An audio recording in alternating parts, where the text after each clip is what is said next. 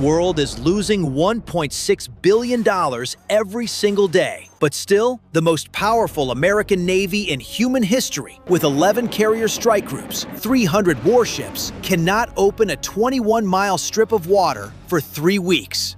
France promised a fleet, still in the Mediterranean. Britain sent 1 destroyer, currently sailing in circles. NATO held a 14-hour emergency session and produced a document containing the phrase "grave concern" 4 times and the word "action" 0 times.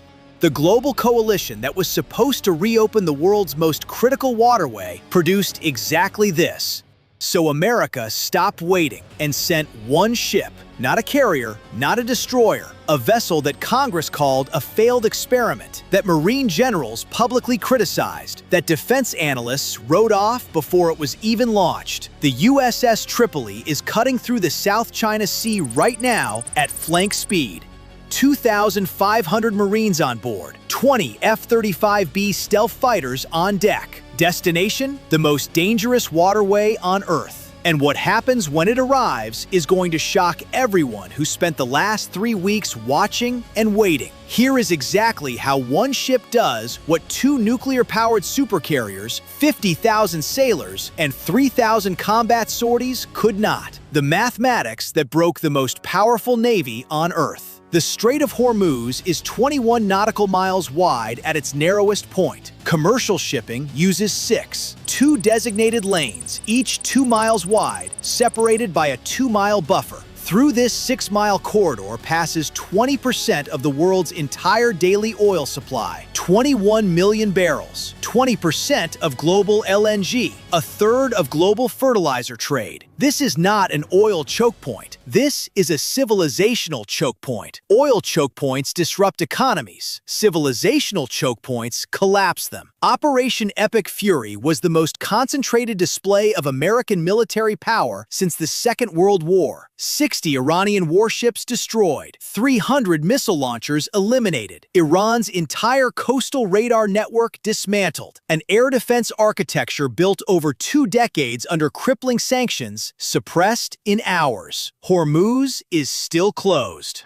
Because escort operations run on 1 rule that has no exceptions. You do not need to defeat a navy to close a strait. You need to create enough residual uncertainty that no insurance company on Earth will write a policy for a vessel attempting transit. Iran's surviving 10%, mines already seated on the sea floor, mobile launchers buried in mountain tunnels, fast attack boats dispersed across hundreds of coastal coves, provides exactly that uncertainty. The strait does not close by force, it closes by fear. And fear only needs 1 example. Lincoln and Ford, 2 nuclear-powered supercarriers, solved 90% of this problem. But mines cannot be bombed off the sea floor. Mobile launchers hidden in fortified mountain terrain cannot be certified as 0 by any intelligence system that exists. Fast attack boats dispersed across hundreds of harbors cannot be eliminated by aircraft that burn 2 hours of fuel in transit for every 40 minutes on station. Escort requires 100% certainty. 90 is not 100, and the distance between those 2 numbers is a supertanker on fire. This is the equation every ally assessed and declined to solve. This is the equation the USS Tripoli was built for, the ship nobody wanted, and why that was exactly right.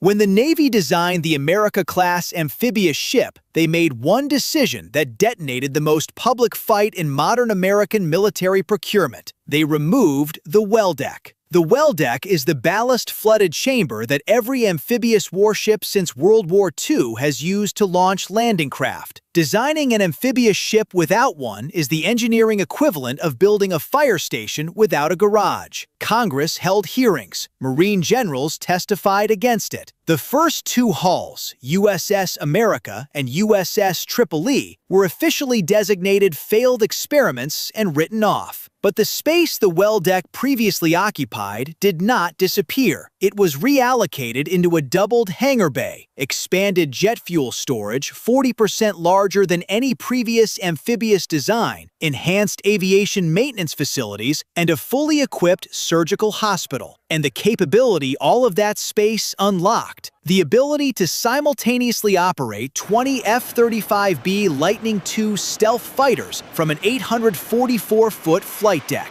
The Gerald R. Ford carries 44 F-35Cs and costs $13 billion. Tripoli carries 20 F-35Bs at $3.5 billion, nearly half the striking power at less than a third of the price, on a hull expendable enough to operate where a carrier cannot go. The ship they called a mistake had quietly become the most dangerous pocket carrier afloat. Aboard Tripoli right now, 20 F-35Bs from Marine Fighter Attack Squadron 121, the Green Knights out of Iwakuni, Japan. MV-22 Osprey tilt-rotor aircraft, CH-53K Super Stallion heavy-lift helicopters, and 2,500 Marines from the 31st Marine Expeditionary Unit, the only continuously forward-deployed MEU on the planet, fresh from exercise Iron Fist 2026, where they spent 3 weeks practicing island seizure, vertical assault, and rapid amphibious insertion. They were rehearsing, without knowing it, exactly the operation they are now sailing toward. There are 3 problems, 3 solutions, and 0 allies required. Problem 1. The air gap. Lincoln operates 500 nautical miles from the shipping lanes. An F-35C launching from Lincoln burns 2 hours of fuel in transit, 40 minutes of actual patrol time over the corridor, 3 sorties per day per aircraft, and there are still gaps measured in hours. Hours during which an Iranian Moorhair 6 surveillance drone locates a tanker, transmits targeting coordinates to a surviving shore launcher, and completes the kill chain before any American aircraft can respond. Tripoli operates 100 nautical miles from the corridor, 13 minutes of transit each way. Time on station triples. Patrol gaps shrink from hours to minutes. The F-35B's AN/APG-81 AESA radar detects a surveillance drone at ranges exceeding 60 miles in passive mode, without transmitting anything Iranian electronic warfare systems can detect. Kill the drone before it transmits, and the kill chain collapses entirely. The launcher never gets a target, the missile never fires, the tanker never burns.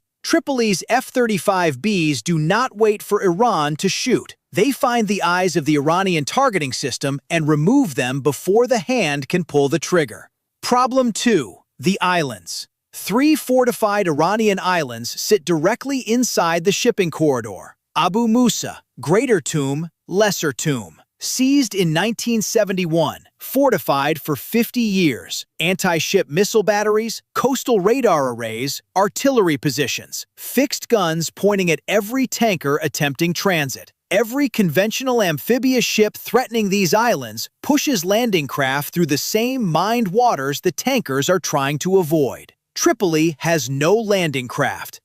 At 2 a.m. on a moonless night, 14 MV-22 Ospreys lift from Tripoli's deck. Each carries 24 Marines. They fly at 200 feet above the waterline, below Iranian radar coverage, crossing the minefields at 280 knots. They do not touch the water. The Ospreys land on the eastern plateau of Greater Tomb at 0247. The garrison, oriented toward the sea, where doctrine said the assault would come from, has 90 seconds to respond to a threat that arrived from above and behind simultaneously. The missile battery is destroyed by 0312, the radar installation demolished by 0318. Marines back aboard Tripoli by 0445. One night, 2 islands, the corridor's fixed threats neutralized. 400 Marines insert by Osprey onto uninhabited Omani coastline overlooking the eastern approach to Hormuz. Coordinated through quiet diplomatic channels, Washington and Muscat kept carefully off the record. 3 HIMARS firing positions established within 4 hours, each capable of firing PRSM at 270 nautical miles. Forward arming and refueling points allow F-35Bs to land, rearm, and relaunch without returning to Tripoli. What this creates, combined with F-35Bs overhead and naval assets outside the Strait, is a kill zone spanning the entire width of Hormuz. Any fast attack boat that leaves a coastal cove enters HIMARS engagement range. Any mine-laying vessel tracked by F-35B sensors is targeted before reaching laying depth. The corridor is not cleared, but it is dominated.